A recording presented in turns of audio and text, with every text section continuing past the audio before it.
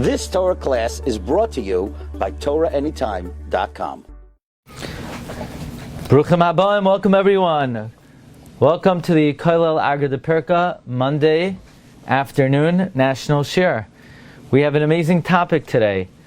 Be'ezus Hashem, shortly after Shavas B'Tammuz, I have the privilege to lead a trip to Western Europe, to Spain, and to Portugal. Shabbos we're going to be in Amsterdam. And I want to speak about the topic of going to Spain. In the year 2016, the Spanish government, which began to have somewhat of a turnaround in their attitude toward the Jewish community, they announced the development that Spain was considering issuing passports to descendants of Jews that were exiled in 1492 as a way of sort of reparation, like what the German government did to pay war reparations, wieder good machun, try to make things good again. And one of the rabbis, Rabbi Shlomo Aviner, who is a religious Zionist rabbi, and he came out with a proclamation that it's forbidden for Israelis to obtain a passport, and that this gesture is just a political ruse to make up for the expulsion of Jews. They're going to kick out 200,000 Jews. They're going to burn people at the stake. They're going to burn people in the Inquisition, led by Thomas de Torquemada. And any Jew who was suspected of secretly observing the religion would be burnt. The smell of burning flesh wafted throughout the country, and then they're going to give some Yidden passports, and everything is good. And then Hakol Machalach, Hakol Sharlach, everything ain't kan, no more Hakpadas. All we need to do is stamp your passport, and we could barbecue you, and then we could give you a passport. No, nobody is allowed to accept such a passport. And we know that in recent times the Spanish government offered citizenship to Jews of Spanish descent. Legend has it, and more than legend, sociologists write that something like 80% of Spaniards today in Spain have Jewish blood. And part of the resistance of accepting these passports and citizenship is the question is, are Jews even allowed to go back to Spain today? And this was first revisited in 1968. 1968, the Franco government granted permission for the repair of an ancient synagogue in Madrid. And it brought to the forefront the question whether Jews are allowed to permanently settle in Spain today. And in the Kuntras Hama'ar and in the Kuntras Hadarom, many articles were written whether it was permitted for Jews to go back to Spain in the aftermath of what happened in 1492. So let us begin with a scathing literally a scathing article written in Hamar. Hamar was founded in 1950. It was an old rabbinic American journal founded by, I believe, Rav Meir Amsel. I know my grandfather subscribed to it for many years, and I believe I still subscribe to it. Actually, interesting story, let me put it up here, is when I first subscribed to it about 20 years ago, the editor of Hamar, who's the son of Rav Meir Amsel, he said, that's very interesting that you're subscribing today because your grandfather just called to cancel subscription. Actually, at a certain point of time, my grandfather didn't have any room in his house anymore for Svarim and mailings, and my grandmother said, okay, before we bring new things into the house, we got to figure out what we're doing with what we have. So I had just subscribed. Actually, I was close with one of the frequent writers in Hamar was Rabbi Shlomo Warman, who we're going to quote from in this series of Shiurim. and he actually encouraged me to send in articles for the Hamar. And I have to say that the first article I wrote, he personally edited it for me. So this article was written about the rededication of the synagogue in Madrid in 1968. And the article in Hamar was written shortly after, in 1969, and it's basically a scathing article about the rabbi who presided over these ceremonies and how inappropriate it was, and criticizing the clothing that he wore. Here it writes, Yom Chav Daled B'Kislev, the 24th day of Kislev, which was the day that this synagogue was rededicated, will remain a day of shame, embarrassment in the life of the Kehillah Beis Yaakov in Madrid, the capital of Spain, and especially the family of that rabbi. If you want, you could see the name of the rabbi over here. I'm not going to say his name. I don't like to, not my derech to criticize, especially in light of the fact that other poskim did allow this. So I'll let you look for yourself what the name of this rabbi was. Harav Harashi, the chief rabbi of the Sephardic Kehillah in London. On that day, this rabbi blasphemed the community of Spain, and with this rabbi at the lead. For 476 years, Jews looked toward the past of Spanish history and the future with shame, mockery, disparagingly on this cursed blood soaked in Jewish blood. This disgusting and abominable empire, who were the first to act treacherously to the Jewish people. They banished us, they burnt us 476 years ago. It was decreed by Ferdinand and Isabel, together with the chief inquisitor Turkomada, Yamach Shemam V'Zichram, that they decreed that until the end of July, every last Jew, man, woman, child, needs to be banished from the land of Spain, otherwise they would be forcibly baptized. Any Jew who would remain there would be burnt alive. 150,000 out of 600,000 Jews gave up all their possessions, their homes, their belongings, and they went into exile and hunger and thirst with their families. The rest converted on the outside. Many tens of thousands of them were caught practicing Judaism secretly, and then they were burnt alive. Then this article says, although there's no source or even hint in any sefer that there was a Cherem that was ever proclaimed not to return to Spain, it is traditional in the mouth of all Jews throughout all the generations that the Gedolim of that generation made a decree with a Shamta and an Urur that no Jew could ever return to Spain for 400 years. So this already, now you're beginning to see, there was some kind of legend, we'll call it, that the Torah sages of that generation decreed that for 400 years, from 1492, I guess that would take us to 1892, Jews would not return to Spain. But the Jews of all generations were more machmir on themselves, and they accepted upon themselves and their descendants never ever to return to Spain.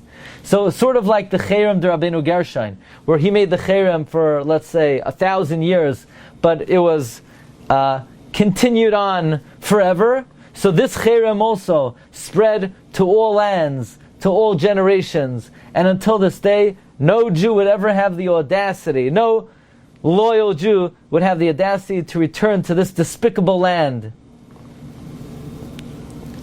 So this article in the Hamar says that in the past generation, the news spread that by the unlearned Jews that the Cherem was over, and there was a small movement to return to Spain, but only a few, what this article calls lowly, despicable individuals had the audacity to return. No kosher Jew went back there. And then during the Holocaust, a few hundred Jews went back to Spain to save their skin, and they established a Kehillah. But this article says this was not a very prominent or prestigious kehila. It didn't really have relative chashivos in the eyes of the Jewish community at large, and no honorable Jew had the gumption to try to establish this as a respectable kehila. And recently, the Spanish government allowed Jews to live there legally. This is again 1968, but they never allowed the building of houses of worship. Can you imagine? Because with their dictator Franco, they still did not forget about their rich history of anti-Semitism. They didn't denounce the Inquisition. It was still not permitted for Jews to officially, legally open up Batei Knesios, Batei Midrashos. And then there's been some more reform in Spain, and it's become more of a democratic society. So Franco gave permission to open up a new shul. And this was one of the Batei Knesios that was still extant from the time of the Inquisition, and it was sort of converted into a church. And now, even though this article says that Franco is making a declaration, he says like this: even if Franco would declare that and denounce that the Inquisition was wrong and he's embarrassed by it, still would we go and celebrate the opening of a shul on this land soaked in our blood and violate the Cherem that was widespread for hundreds of years? Certainly, where the Spanish government is not denouncing the Inquisition and they're not expressing any remorse. So now you're going to rejoice opening up a shul? How could this so-called rabbi not be embarrassed, not be afraid to come from London dressed like a priest to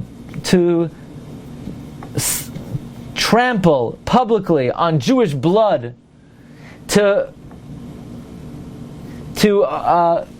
make it seem that the Jewish people have long forgotten about their travails and the tragedies of the Inquisition, and now we're happy to return. Now this rabbi's last name was Gaon, and this article says, no, he ain't no Gaon.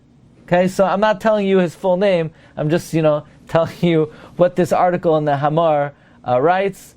Again, I'm not telling you my own opinion, I'm sharing with you what's written in this Kuntras Hamar, but this article says this rabbi is showing that he's willing to sell the honor of the Jewish people so that he could get on the front page of a newspaper and stand there with other priests.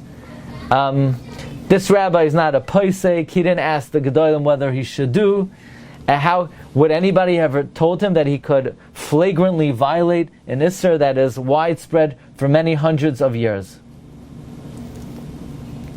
Says this article that there's no doubt that day that they stood in the shul of the Beis Yaakov shul in Madrid, together with thousands of goyim and unlearned Jews together, and for all intents and purposes, to publicly mock what happened in the Inquisition. There were tzaddikim, chassidim, children, women were murdered, were burnt at the stake in the auto da fe by the command of the government. And now the government's not expressing remorse, they just want to take pictures in front of a shul. No, can't do it. Again, the reason why I'm bringing out this story is I would like to discuss the subject, and in theory and in practice as well. Because this article alludes to the fact that there was some kind of official cherem for 400 years not to return to Spain, and it was voluntarily accepted by later generations permanently. And this article says it was accepted by all of Israel, and therefore no Bezdin could annul it later on.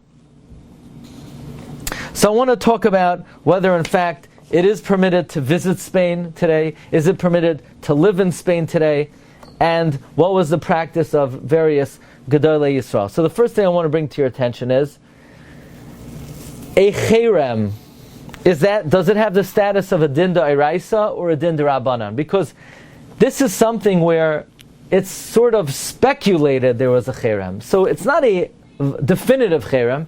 It's something like a suffix cherem. So is a suffix cherem a suffix d'oraisa or a suffix d'Rabbanan? Now, if it would be a suffix d'oraisa, we would have to be machmer. If it would be a suffix d'Rabbanan, you could be lenient.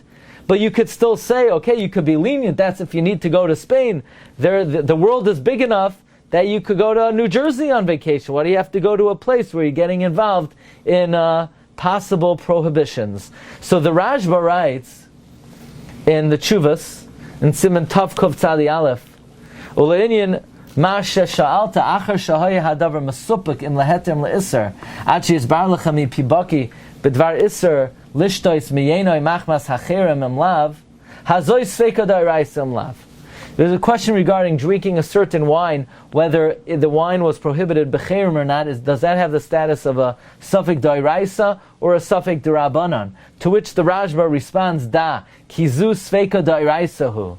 A cherem has a din of d'oraisa. Da'asar lavar ala cherem dvar Torah. It is prohibited to violate a cherem mid'oraisa ki b'chol hamakoymos hergilu loymar. Mashbiyan anu umachrimin v'yesh kan shvua gam ki oror yesh bai im shvua k'disa b'shali shvua sa'idos. So basically the Rashba says that if you're masupik about a cherem, it has the status of a suffix d'oraisa. So just to say, well, we don't have any definitive record of such a cherem, so let's be lenient. Not so simple. This might have the status of a suffix d'oraisa. Baruch atah Adonai Eloheinu melech haolam she'akol ni b'varei.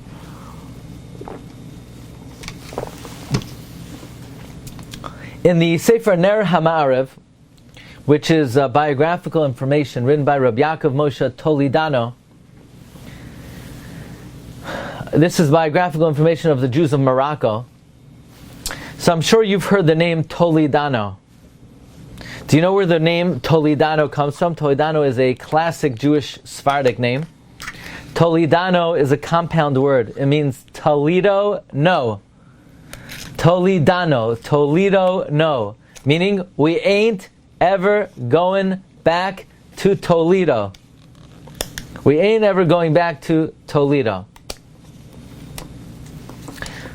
By the way, there's a machlokes. Why is Toledo called Holy Toledo? You ever hear the expression Holy Toledo? Where does that come from?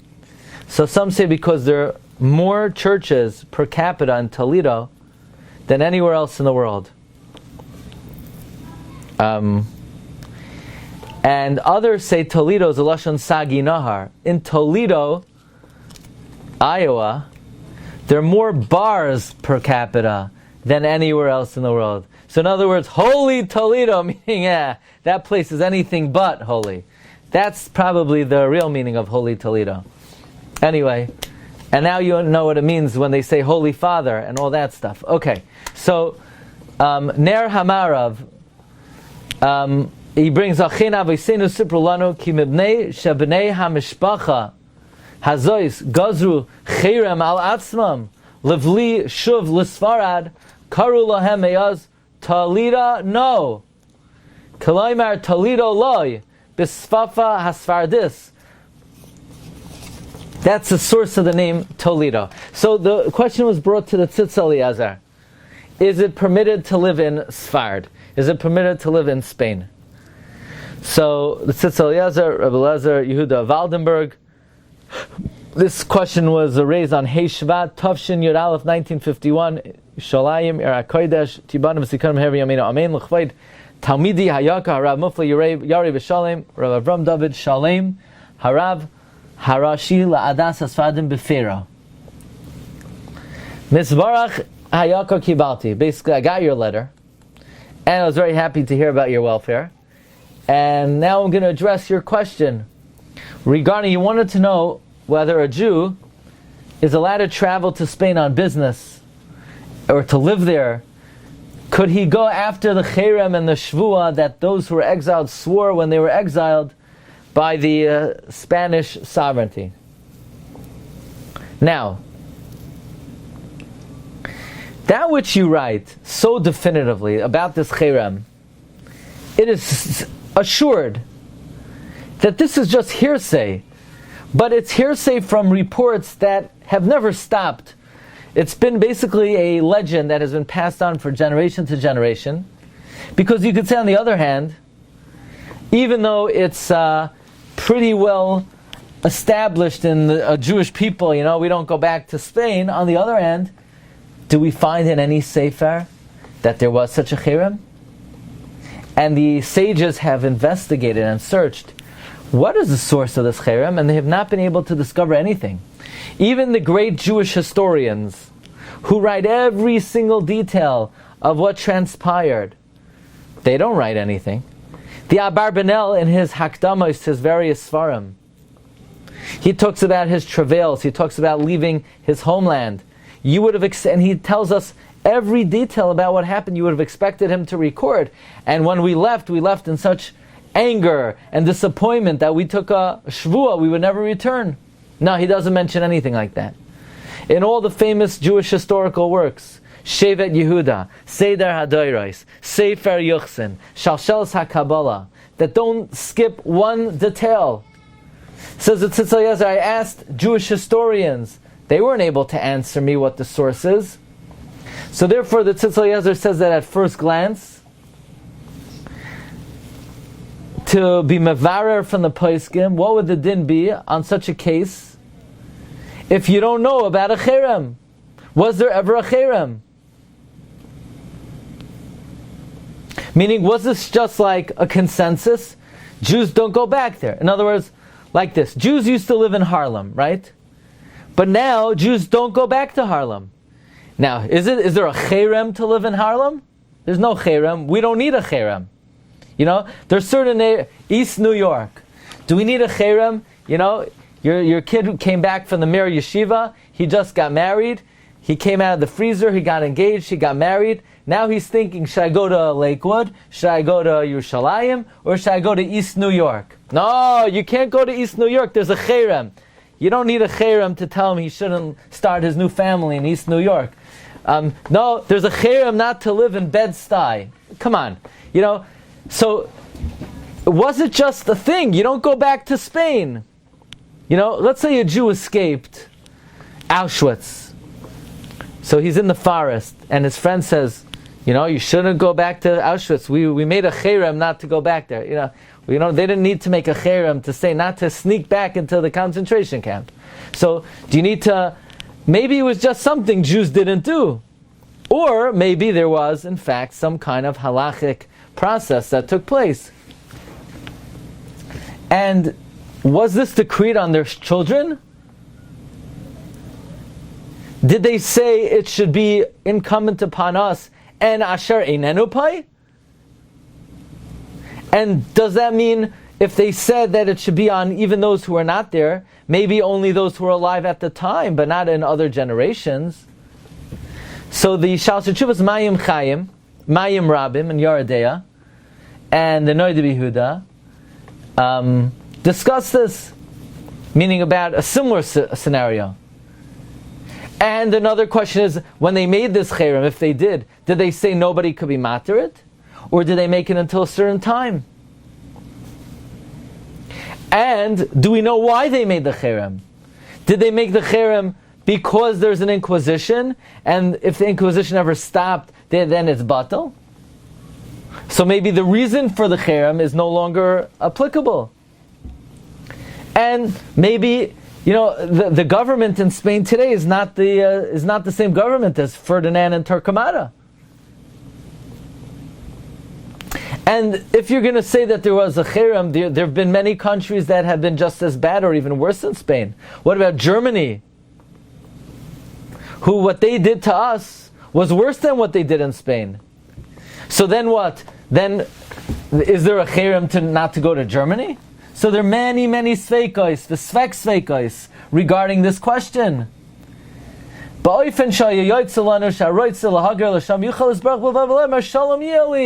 the point, it says at Tzitz Eliezer, that if somebody wanted to move to Spain, they could say, peace unto me. I don't know anything about any haskama or cherem, And who says they ever made a cherem? And if they did, who says they made it on their children? And if they did, maybe only on the children who are alive, and maybe only for a certain number of years, and maybe only under certain conditions. So at first glance, Tzitz Eliezer says this is a non-issue. There are too many possibilities that it's not really applicable anymore to say that this is something we have to reckon with. However, says Tzitz Eliezer, upon further analysis, Aval acharei shuvi nichamti, I'm actually very concerned for what we call minhag Yisrael Torah. A custom of the Jewish people has the status of law. And that which the people say is like what we call koil hamoin, kekol shakai. And it's very widespread. This legend that the Golei Sfarad made a haskama. And generation after generation they were concerned about. So we should say about this scenario the following principle: Hanach lohen li Yisrael, emeinam neviim, b'nei neviim hein.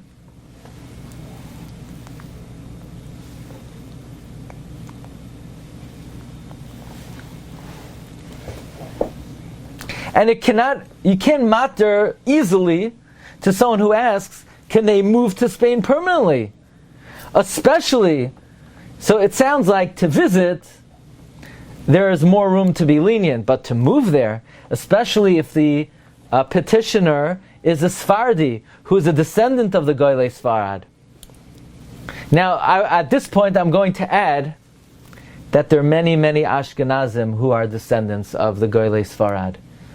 Even the town in Poland that my grandfather comes from, the town of Linschitz, which was Ir Ve'im B'Yisrael.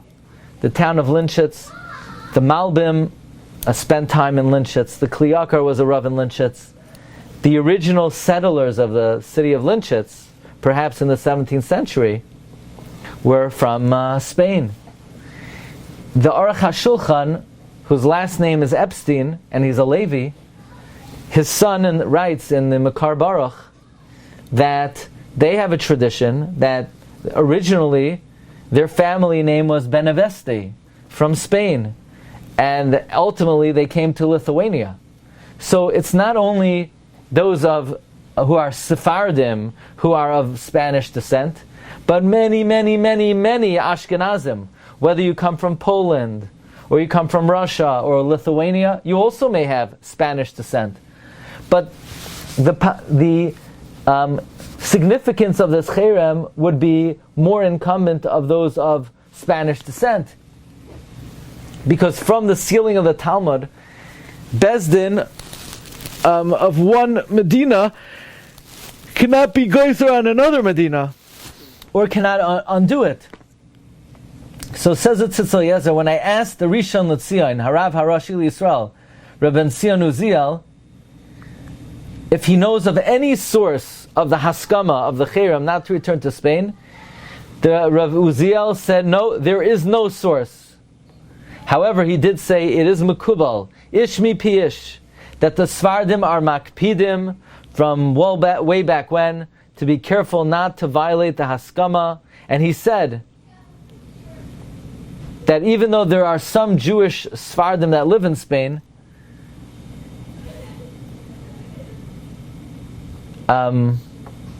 however, whenever these Jews make a request, please send us Rabbanim, send us clergy, Moilim, Shoichtim, no rabbi ever wants to go there. Their requests are never acceded to. And Rav Uziel said, that sort of fortified the notion that there is some kind of significant stance not to return. Furthermore, says the Tzitz Eliezer, he was reading the historical work Ner HaMarav of the Jews of Morocco, of Rav Toledano, who writes that the source of his family name, Toledano, is Toledo no.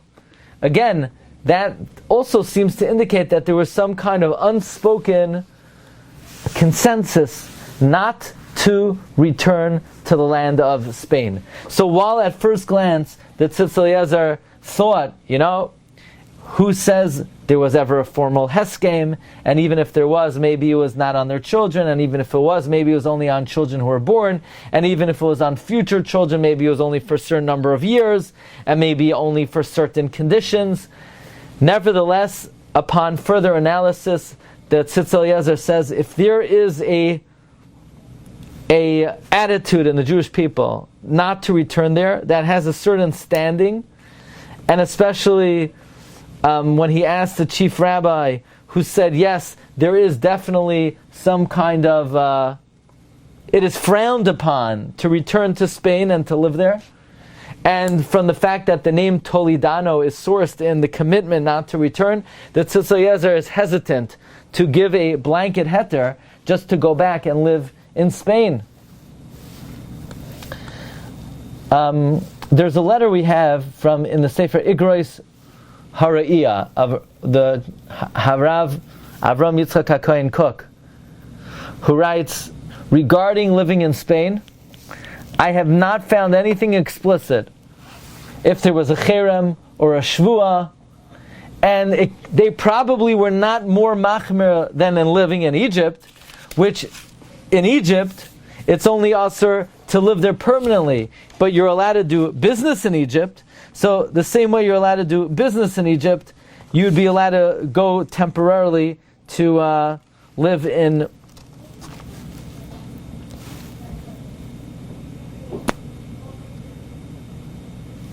you'd be allowed to go to Spain to do business. Now it's interesting, Rabbi Isai, there one of the lenient opinions, and we'll see, I think we'll see this next week, was the Minchas Elazar. The Munkacher Rebbe was lenient to go back and to return to Spain. I want to share with you the letter of Rabbi Yitzchak Isaac Halevi Herzog, the first chief rabbi of Israel. He writes in the Sefer Psakim Uksavim of Rabbi Yitzchak Isaac Halevi Herzog, Heichal Yitzchak, in Siman Kuf Yud. He brings Shalom Ubracha. B'mikra nizdamin liyadi michtav michvaitcha me'atarach. It was dated 6th of July, 1954. He says, La'etzem hadavar, ani loy masarti shum deya b'chsav al derech ha'cherem ha'meduma keneged hageras Yehuda l'Sfarad. I did not express anything formally in writing regarding the Cherem. Aval havesias dati balpeh, I did say orally, she'ein shum yisoid bar samach laniach she'yachem kazam me'ez gedol Yisrael.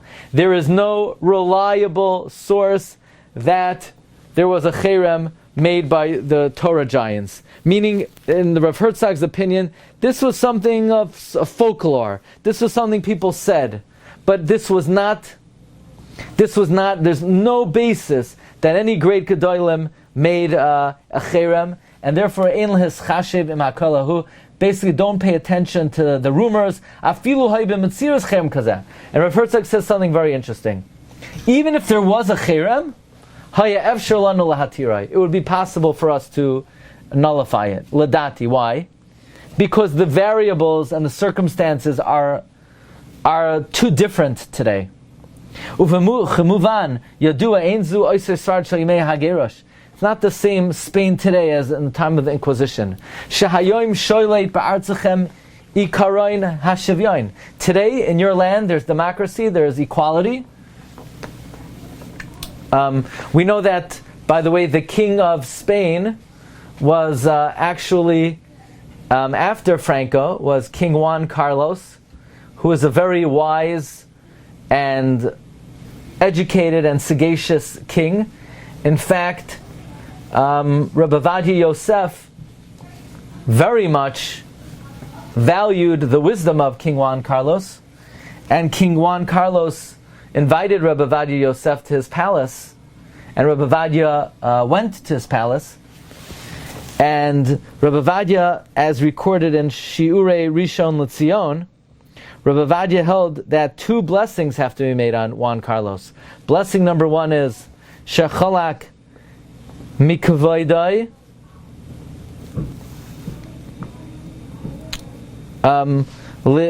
Shenosan Mikavoidai lebasar v'dam and shenasa mechachmasai. And Rabbi Vadia was not sure if he should make two blessings or one, and he paskined that he would include both blessings in one. He said, Shechalak mikvaydai umechachmasai lebasar v'dam. And next week I'll tell you more about what transpired in that historic meeting between King Juan Carlos and Rabbi Vadia Yosef. But Rav Herzog says, today in your community there's equality, and everyone is given the freedom to practice their religion. And regarding Spain today, we don't have in our hearts only kavod ve'ahada v'anu mitzam shekein tzayachsi klape medinas Yisrael sheyad Hashem asas asas. Basically, Rav Herzog says there's no basis that there ever was a cherem, and even if there is a cherem, it is a cherem that we are allowed to be mater. Let's see. I want to show you, and we'll end with it this week.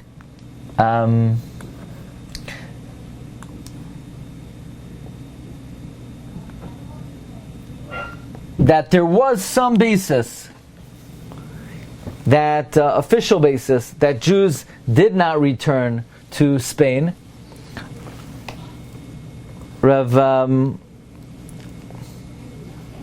Bleich, in his Contemporary Halachic Problems, Volume 1, he brings from Rabbi Tovia Preschel in an article which appeared in an Israeli newspaper in Hamodia in 1954. He says, in the archives of the Sephardic community of Hamburg contains a document indicating that in 1658 the community adopted a regulation which provided that whoever visits Spain or Portugal may not be called to the Torah or honored with any mitzvah for 2 years. So it's not that there was a cherem, it's just you couldn't get an aliyah for 2 years, which is in most shuls not really longer than how long it takes between the aliyahs that they could give out. So, but anyway, they did forbid somebody to go, and if somebody went, you couldn't get an aliyah for 2 years. Professor Cecil Roth, The Jewish Life, 5717, cites religious sanctions imposed upon visitors to Spain and Portugal. These sanctions were incorporated in the regulations of the Society for Dowrying the Brides, promulgated in Leghorn in 1727. You wanted to get a shidduch for, Spain was not a good place to travel to. In 1785, similar sanctions were included in the Haskamos of one of the shuls in London. And Ross says such sanctions were based on earlier regulations of Amsterdam and Venice. Which, by the way, it could have been for safety reasons. They forbid people going back to Spain. If people thought, they would go back, and for a short while they would practice religion secretly, they were really endangering their life. In 1978, Rabbi Vadia Yosef was invited from the heads of the Kila in Spain to visit and to inaugurate the first Jewish school in Madrid. And Rabbi Vadia then had to look into the question whether, in fact, there's any basis to the report that when the Jews were exiled in 1492, they took some kind of shvua and cherem not to return. And Rabbi Vadia says, there's a lot to be mesupik about. Even if there was a cherem, maybe they were only geyser on themselves, not on their children. Maybe they were only geyser on living there permanently, not on returning there. Maybe you're allowed to tour there. And Rabbi Vadia quotes Rav Kook. He says that there's no explicit source that there was a cherem or shvua, and they weren't machmer more than living in Mitzrayim, which was only Aser Keva.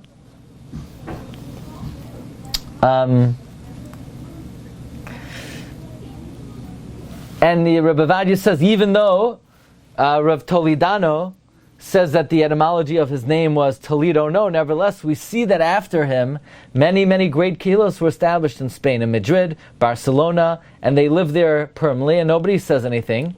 Rabbi Benzion Uziel was asked if he knows of any source, and he responded, no, there's no source. But he knows that it's mikubal ish mi piish, that Sfardim are makbid not to go there.